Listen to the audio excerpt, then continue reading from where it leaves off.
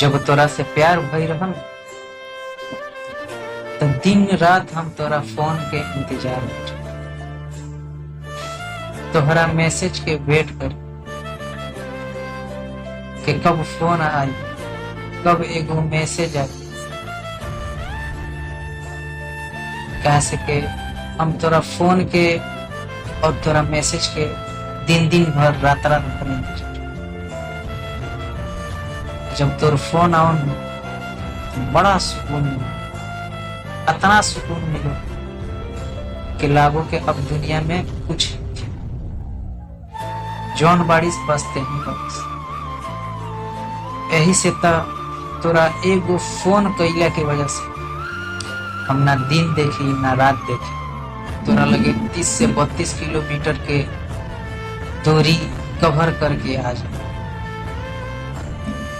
लेकिन हम ना जानत रहनी इतना प्यार कैला के बावजूद भी ते हमरा के ठोकर मारू।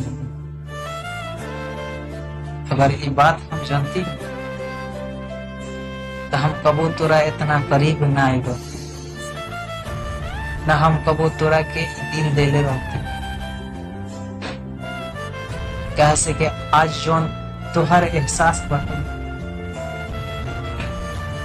याद बन के रह गई।